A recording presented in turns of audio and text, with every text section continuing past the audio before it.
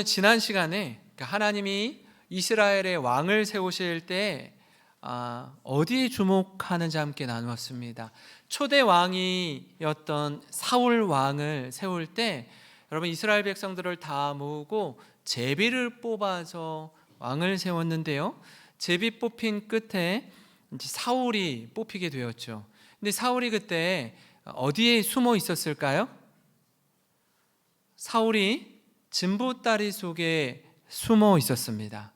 그러니까 그는요, 다른 사람들보다 키가 월등히 컸다라고 그래요. 다른 사람들의 머리가 자신의 어깨에 와 있는 거예요. 그러니까 이걸 보면은 하나님이 사울을 뽑을 때에는 그의 외모를 보고 뽑으셨다가 실망하고 다윗을 뽑을 때 마음의 중심을 보고 뽑은 것 아닌가 이렇게 우리가 오해할 수 있는데 그렇지 않습니다. 그러니까 사울을 뽑을 때에도 그의 마음 중심을 보고 뽑았습니다.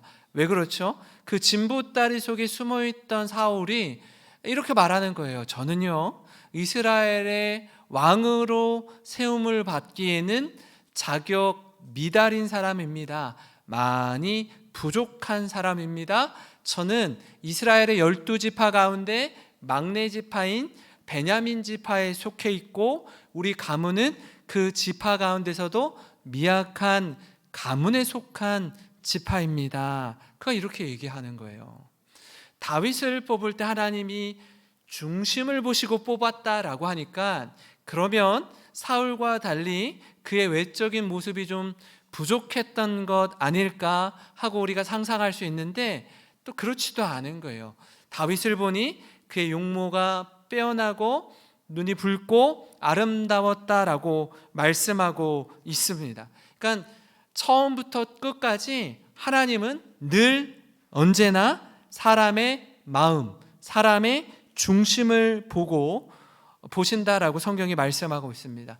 같은 맥락에서 오늘 우리가 읽은 이 성경에서 가장 잘 알려진 말씀이기도 하고 신앙생활하지 않는 분들조차도 다윗과 골리앗 이야기는 대부분 알고 있는 말씀이기도 한데 이런 측면에서 다윗과 골리앗의 대결 구도도 바로 이 부분을 분명하게 가르쳐주고 있습니다. 무슨 얘기죠? 다윗과 골리앗 외적으로 볼 때는 무조건 골리앗이 이기는 싸움, 이기는 전쟁입니다. 그렇죠? 근데 하나님이 이 전쟁을 통해서 중심을 보시는 하나님에 대해서 같은 맥락에서 말씀하고 계시다라는 거예요. 여러분 이스라엘과 블레셋이 전쟁을 벌이는데 이전과는 다른 방법으로 전쟁을 벌입니다. 1대1의 싸움을 통해서 각 나라의 대표 장군을 통해서 1대1이 싸워서 이기는 쪽이 그 나라가 이기는 싸움으로 하는 거예요. 근데 우리가 읽진 않았지만 앞에 말씀을 보면은 이스라엘이 사울이 왕으로 부르심을 받고 기름을 부어서 왕이 되었을 때 하나님께서 이스라엘 주변에 있던 모든 원수들과의 전쟁에서 승리를 경험하게 하셨습니다. 14장 47절 48절을 보면 이렇습니다. 사울이 이스라엘 왕 위에 오른 후에 사방에 있는 모든 대적 곧 모압과 암몬 자손과 에돔과 소바의 왕들과 블레셋 사람들을 쳤는데 향하는 곳마다 이겼고 용감하게 아말렉 사람들을 치고 이스라엘을 약탈하는 자들의 손에서 건졌더라. 그러니까 지금 이스라엘과 블레셋의 전쟁은 처음 벌이는 전쟁이 아닙니다. 이미 수십 년 동안에 계속 반복해서 펼쳐진 전쟁이었습니다. 그러니까 겉으로 볼 때는 사실 블레셋이 이스라엘을 압도할 만큼 엄청난 무기와 힘을 가지고 있었어요. 근데 싸워보니까 이스라엘이 쉽게 만만하게 볼 상대가 아니라는 걸 이미 이전의 경험을 통해서 알게 된 거예요. 그래서 지금 이번에 전쟁을 벌이는데도 공격하지 못하는 겁니다. 겉으로 볼 때는요, 여러분 힘이 센 사람은요, 힘이 약한 사람을요, 여러분 서장훈보다 키가 크고 최홍만보다 키가 큰 사람과 저와 싸운다고 쳐봐요. 상대가 안 되죠, 그죠? 그냥 이렇게 들었다가 던지면 저는 게임 오버 되는 상황이에요. 그러면 여러분 1대1로 싸울 필요가 없어요. 가서 그냥 확 짓밟아 버리면 끝나는 전쟁인데 블레셋이 쉽게 덤비지 못하는 겁니다. 제가 이 모습을 보면서 최근에 일어나고 있는 이 러시아와 우크라이나 전쟁이 생각나더라고요. 여러분, 처음에 푸틴이 우크라이나를 공격할 때에 이 전쟁은 며칠, 빠르면 며칠, 오래 걸려도 몇 달 안에 끝나는 전쟁으로 생각하고 우크라이나를 침공했습니다. 근데 막상 뚜껑을 열어보니까 어떻죠? 전쟁이 빨리 끝나지 않는 거예요. 며칠, 아니 길어도 몇 달 안에 끝날 것이라고 생각했던 전쟁이 지금도 계속되고 있습니다. 2022년도 2월 24일에 시작된 전쟁이 만 3년이 지난 지금도 계속되고 있다고요. 그러니까 쉽게 만만하게 볼 상대가 아니라는 겁니다. 겉으로 볼 때 다윗과 골리앗의 싸움 같은데 우크라이나가 쉽게 물러서지 않습니다. 지금 이스라엘과 블레셋의 전쟁도 이와 비슷합니다. 블레셋이 과거의 전쟁에서 패하자 어떻게 해요? 전쟁의 전략을 바꾸는 거예요. 새로운 방법을 제시하는 겁니다. 국가 대 국가로 싸움이 붙으면 많은 희생자를 양산할 수 있으니 국가의 대표를 하나씩 뽑아서 1대1로 겨루어서 이긴 쪽이 이기는 걸로 합시다 라고 하는 거예요. 그래서 자신들 장군들 중에 가장 큰 블레셋의 장군의 기골이 장대한 겁니다. 키가 무려 2m 80cm가 됩니다. 그가 착용하고 있는, 입고 있는 갑옷의 무게만 60kg이 나가는 거예요. 그가 들고 있는 무기만 20kg이 나갑니다. 그러니까 그가 장착하고 있는 갑옷과 무기의 무게만 80kg이 더 돼요. 그러니까 여러분 웬만한 사람의 몸무게보다 더 많은 걸 입고 있고 들고 있는 거예요. 그러니 상대가 안 되죠. 겉으로 보여지는 모습만 보면은 상대할 수가 없습니다. 골리앗은요, 과거에 이스라엘 백성이 출애굽해서 가나안 땅으로 들어갈 때 모세가 가데스 바네아에서 머물고 있을 때 12지파의 대표 지파 리더들을 데리고 가서 가나안 땅을 정탐한 후에 보고하라고 했을 때 12지파의 리더들이 가나안 땅을 정탐하고 온 후에 10명의 지파의 지도자가 뭐라고 이야기하죠? 저들이 보기에 우리는 메뚜기와도 같습니다 라고 이야기합니다. 그때 여호수아와 갈렙만 아닙니다. 하나님이 우리와 함께 하시면 저들은 우리의, 과거 성경에는 밥입니다 라고 되어 있어요. 지금 개역개정에는 먹이입니다 라고 이야기를 하죠. 그랬던 사람이 거인족 속 아낙 자손이었는데 골리앗이 바로 이 거인족 속 아낙의 후예인 것입니다. 그러면 대결을 하려니 너무나 두려운 거예요. 큰 소리를 치면서 겁박합니다. 기세등등해요. 게다가 이 골리앗 앞에 방패든자까지 앞세워서 어떤 공격이 1차적으로 가해질 때 방패든자가 이스라엘의 공격을 막도록 하고, 그리고 뒤에서 골리앗이 앞에 나와서 큰 소리 치는 겁니다. 완전 무장한 것 같아요. 누가 봐도 완벽해 보입니다. 근데 이스라엘과 블레셋 모두가 꿈쩍하지 않고 같이 긴장 상태로 40일 동안 대치하고 있습니다. 한번 생각해 보세요. 어느 한쪽이 일방적으로 강화하면 어떻게 한다고요? 가서 그냥 짓밟아 버리면 돼요. 근데 블레셋이 그래요, 못 그래요? 그렇지 못해요. 왜요? 이스라엘을 만만하게 볼 수 없기 때문에 그럽니다. 과거에 쓰라린 패배가 있는 거예요. 그때 누가 등장하죠? 다윗이 등장합니다. 들에서 양을 치던 다윗이 나타나요. 가장 중요한 순간 하나님은 결정적인 때에 양을 치던 자리에서 다윗을 부르셔서 이스라엘을 구원하십니다. 여러분, 하나님은요, 삶의 현장에서 작은 일에 충성하는 자를 부르십니다. 전쟁터에 온 다윗이 골리앗이 도대체 뭐라고 떠드는지 이렇게 가만 귀 기울여서 듣는데요, 이처럼 전쟁에서 다윗이 어디에 주목했는지, 무엇에 주목했는지 함께 살펴보기를 원하는데, 첫 번째는요, 이스라엘 군대의 하나님의 이름에 다윗은 집중하고 주목했습니다.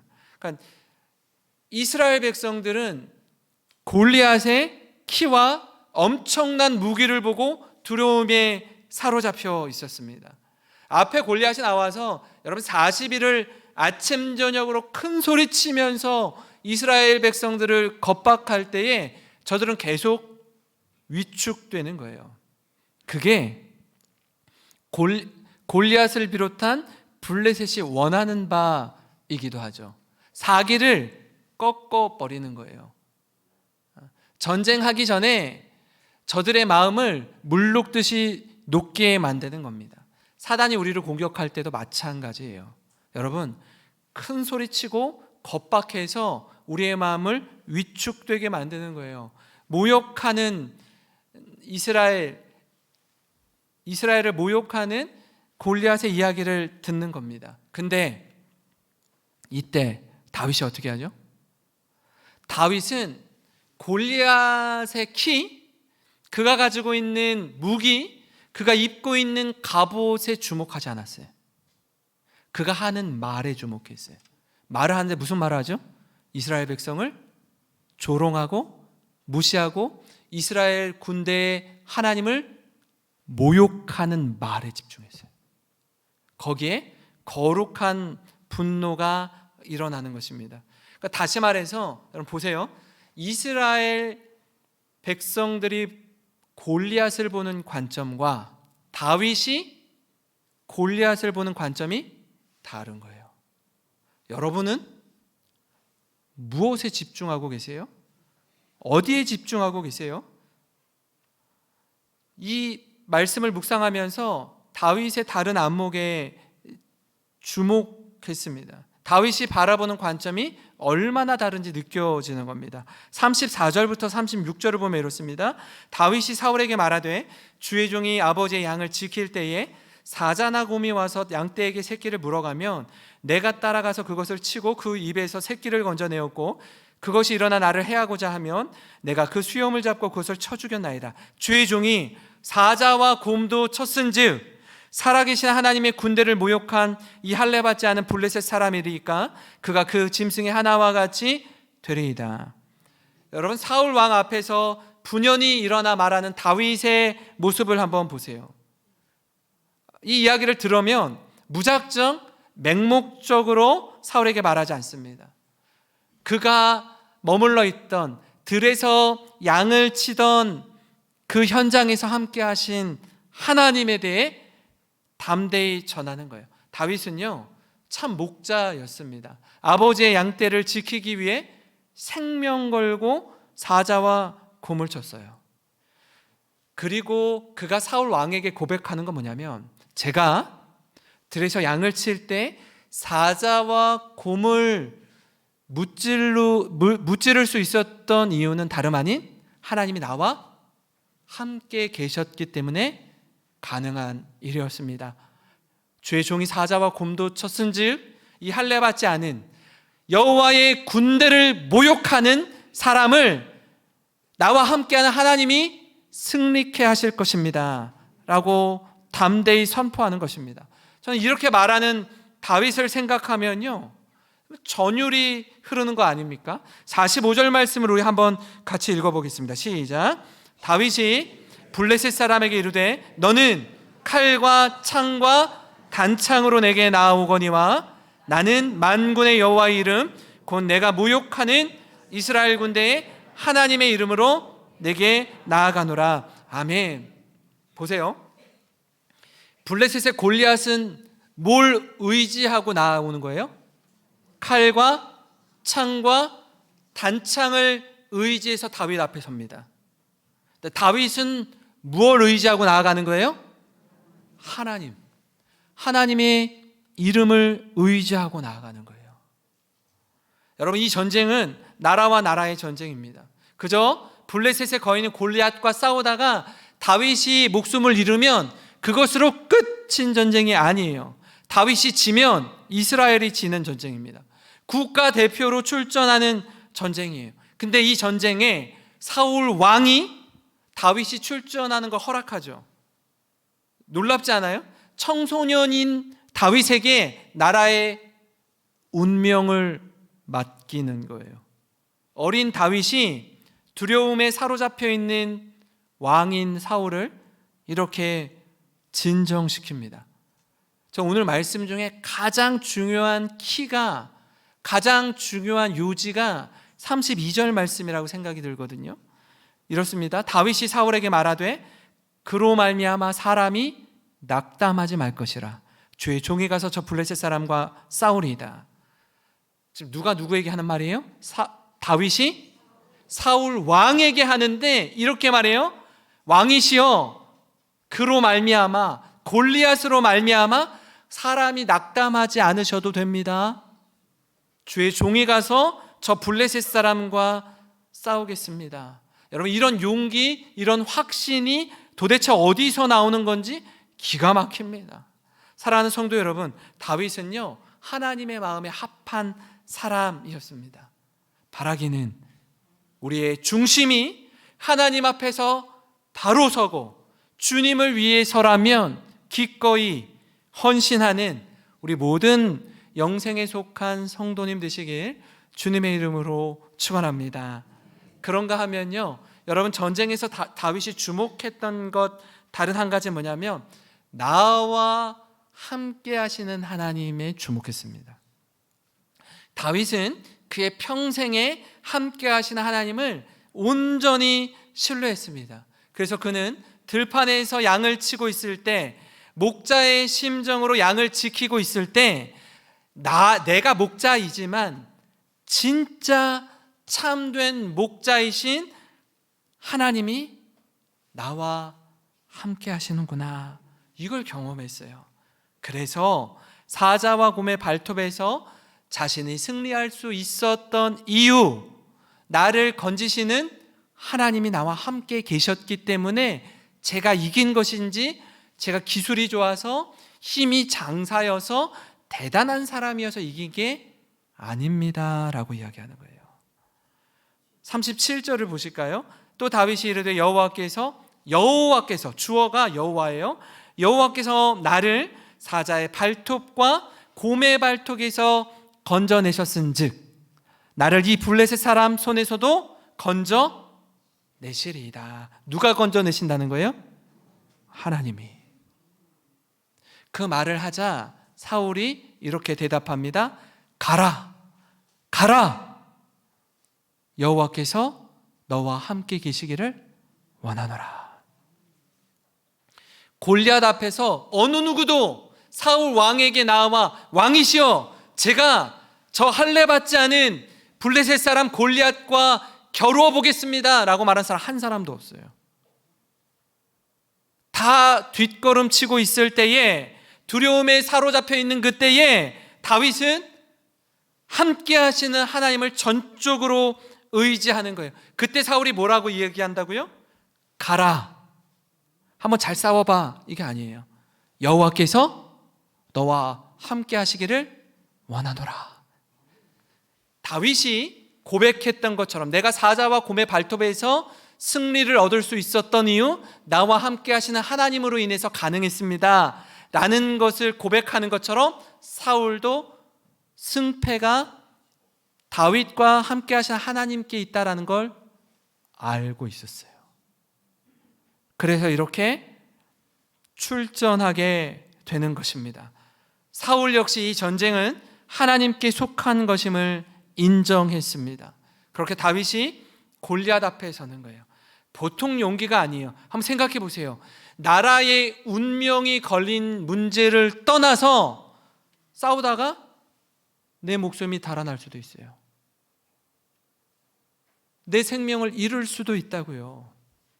그런데 두려움이라고는 전혀 찾아볼 수가 없습니다.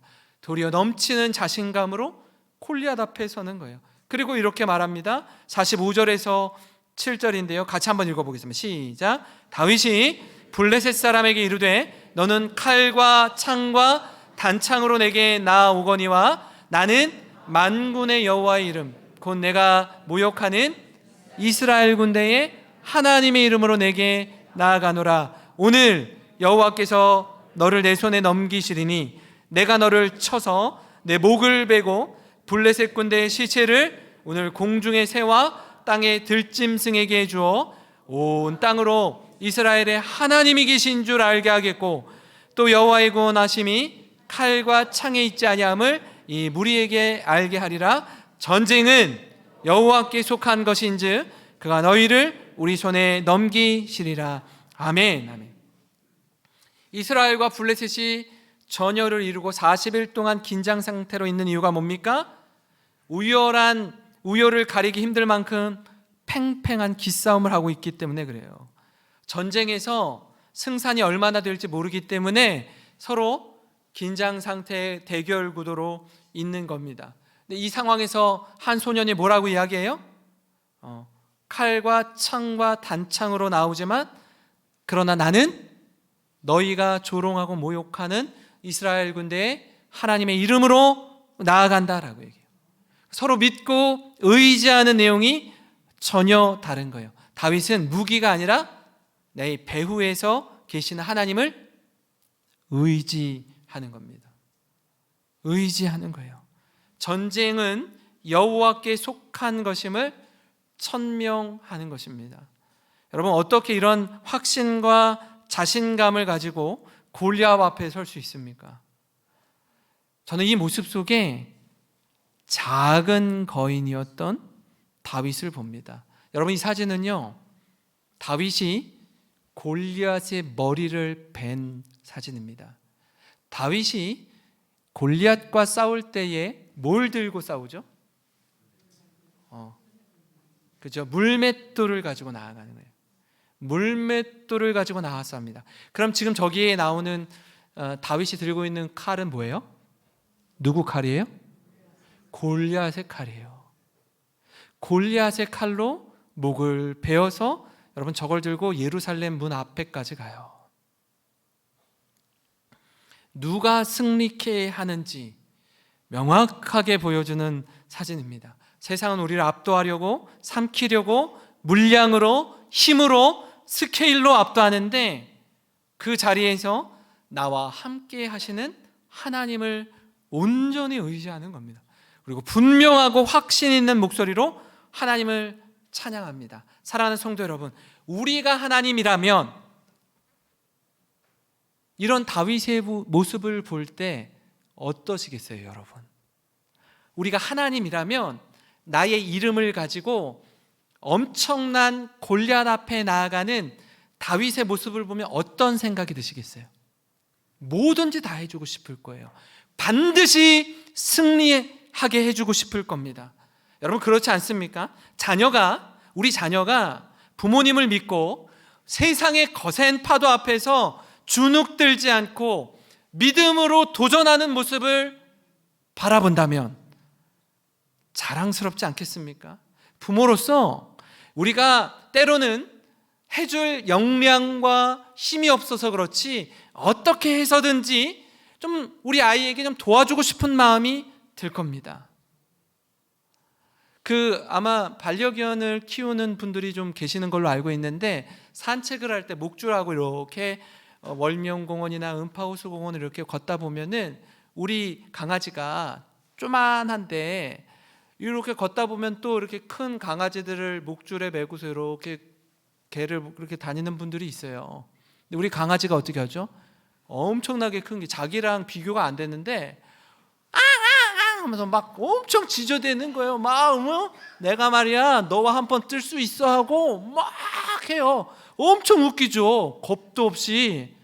그냥 한 번 꽉 물면은 죽을 것 같은 우리 강아지가 엄청나게 큰 개를 보고 이거 나 목줄만 풀어봐. 내가 달려가서 내가 한 반에 막 뭐 이러고 웃기는 거예요. 그죠? 그 강아지가 그럴 수 있는 이유가 뭐예요? 뒤에 내 목줄을 잡고, 목줄 풀으면 안 되는 거야. 솔직히 속으로 자기 죽는 거야. 목줄을 잡고 이거 놓으라고 하면서 막 할 수 있는 이유는 내 뒤에 주인이 있다라는 걸 알기 때문에 그래요. 알기 때문에 그래요. 바라기는 아무리 험한 세상, 거센 풍파에도 우리와 함께 하시는 하나님을 온전히 신뢰하며 믿음으로 승리하시는 우리 모든 성도님 되시길 주님의 이름으로 축원합니다. 마지막으로요, 전쟁에서 다윗이 주목했던 것 중에 하나는 뭐냐면 선택과 집중이라는 거예요. 다윗이 사무엘에게 기름 부음 받을 때도 그렇고요, 이 전쟁의 한복판에 도시락을 들고 형들에게 면회왔던 순간에도 그래요. 제가 이 말씀을 보면서 좀 의아한 부분이 있어요. 그게 뭐냐면 사무엘이 이새 집에 와서 이 안에서 앞으로 두 번째 이스라엘의 왕이 될 사람을 뽑는데, 생각해 보세요. 사무엘이 이새에게 당신들의 아들들 모두 다 집으로 이렇게 호출해 주세요. 불러주세요. 이 안에서 하나님이 예비해 두신 사람이 기름 부음 받을 것입니다 라고 한다면 이새는 어떻게 해야 돼요? 자기 아들들 다 집으로 불러야죠. 근데 사무엘 선지자의 말을 임의로 해석하고 다윗을 배제해 두었어요. 그렇지 않아요? 온전히 순종하지 않는 거예요. 선지자의 말에 순종하지 않았어요. 나중에 7명을 다 보더니 사무엘이 이 가운데 기름 부을 사람이 없다라고 얘기하죠. 다른 아들 없어요? 그때 들에서 양치는 막내가 있다라고 얘기하죠. 좀 이상하잖아요. 또 하나, 지금 막내를 시켜서 면회를 가는데 8명의 아들 중에서 3명이 지금 군복무하고 있어요. 나머지 5명의 아들은 군복무 갈 나이가 아니기 때문에 집에 있어요. 그러니까 이 3명의 아들들에게 도시락을 해서 이제 면회를 갔는데, 제가 좀 의아했던 게 뭐냐면 큰형 엘리압이 다윗이 이 면회를 와서 형들에게 안부를 묻고 형들이 건강하게 잘 지내고 있다는 증표를 가지고 아버지에게 돌아가려고 하는데, 형이 다윗에게 하는 말을 보면 진짜 형 맞는가? 라는 의문이 들더라고요. 이렇게 말해요. 17장 28절 29절인데요. 큰형 엘리압이 다윗이 사람들에게 하는 말을 들은지라 그가 다윗에게 노를 바라여 이르되 네가 어찌하여 이리로 내려왔느냐? 들에 있는 양들을 누구에게 맡겼느냐? 나는 내 교만과 내 마음의 완악함을 아노니 내가 전쟁을 구경하러 왔도다. 다윗이 이르되 내가 무엇을 하였나이까? 어째 이유가 없으리까? 하고. 어떻게 형이 동생한테 이런 말을 할 수 있어요? 야, 너 지금 여기 구경하러 왔어? 들에 치던 양은 어디 있어? 이러면요, 동생으로서 굉장히 상처받을 것 같아요. 뭐 이런 형이 다 있어. 지금 형 위에서 도시락 싸들고 면회 왔는데 어떻게 이런 말을 하냐고요. 근데 다윗이 여기에 집중하고 여기에 상처받지 않아요. 예? 무슨 얘기냐면요, 이런 말에 개의치 않는 거예요. 상처받고 아쉽고 서운할 겨를이 없는 거예요. 지금 나의 대적은 형이 아닌 거예요. 형은 같은 편인 거예요. 우리 대적은 누구예요? 블레셋인 거예요. 여러분, 지금 전쟁 중입니다. 여기서 주적 개념에 대한 분명한 이해가 있어야 해요. 그렇지 않으면 어떻게 하죠? 형제끼리 다툴 수 있어요. 가족끼리 싸울 수 있어요. 같은 편끼리 화를 겨눌 수 있어요. 그러면 자멸하는 거예요. 여러분, 그런 중에 사울 왕이 다윗을 불러서 다시 한번 이렇게 말하죠. 33절인데요. 사울이 다윗에게 이르되 네가 가서 저 블레셋 사람과 싸울 수 없으리니 너는 소년이요 그는 어려서부터 용사임이니라. 이 말 어느 때 한 거냐면 아까 앞서 나눈 말씀이 있습니다. 33절 앞에는 뭐가 있을까요? 32절이 있겠죠. 그죠? 32절에 이렇게 말했다고요. 다윗이 사울에게 말하되 그로 말미암아 사람이 낙담하지 말 것이라. 주의 종이 가서 저 블레셋 사람과 싸우리이다 할 때 너 못 가. 너 못 가. 큰일 나. 저 사람은 어려서부터 용사고 너는 아직 소년이야. 싸움의 대상이 되지 않아. 갈 수 없어 라고 얘기해요. 형이 너 구경하러 왔지? 너 너무 교만하고 악해 라고 말하고 사울 왕이 너 싸울 수 없어. 싸우면 무조건 져 라고 말하는데 그런 말들을 계속해서 반복해서 듣는데 어떻게 하죠? 개의치 않아요. 이 말에 집중하지 않아요. 이 말을 계속 소염을 곱씹듯이 계속 생각하지 않아요. 지금 싸움의 대상은 누구라고요? 골리앗인 거예요. 여러분, 이걸 보면요, 우리가 어디에 뭘 선택하고 어디에 집중해야 하는지 명확하게 보여줍니다. 그렇지 않으면 골리앗 앞에 설 수 없어요. 한번 생각해 볼까요? 우리도 그렇지 않습니까? 여러분, 큰 프로젝트를 가지고 큰 마스터 플랜을 가지고 계획을 가지고 준비하고 열심을 내는데 기도하면서 하나님의 말씀을 의지하면서 나아가려고 하는데 주위에서 이런저런 부정적인 이야기, 힘 빠지는 이야기가 들려올 때가 있습니다. 내가 뭘 열심히 하려고 하는데 그런 이야기를 들으면 아무것도 하기 싫은 경우가 있어요. 그죠? 그때 아무것도 하지 않으면 아무 일도 일어나지 않습니다. 즉 이 상황은요, 이스라엘과 블레셋이 팽팽한 긴장 대결 구도 속에서 40일 동안 머물러 있는데 아무 일도 하지 않으면 아무 일도 일어나지 않아요. 계속해서 심리적으로 골리앗이 저주하는 말을 들으면서 위축되는 거예요. 싸움도 하기 전에 겁부터 먹는 겁니다. 그러면 지는 게임인 거예요. 지는 전쟁인 겁니다. 바로 그때 선택과 집중이 필요합니다. 비아냥거리는 이야기, 힘 빠지게 하는 이야기에 마음을 두지 않고 함께 하시는 하나님 의지하며 앞으로 나아가는 거예요. 여러분, 이 믿음의 선택과 함께 나의 주적이 누구인지 정확하게 분별해서 싸움의 대상에 집중하는 겁니다. 이걸 못해서 가족끼리 다투는 경우가 있어요. 이걸 못해서 부모 자녀가 다투는 경우가 있어요. 이걸 못해서 교회 성도들끼리 다투는 경우가 있어요.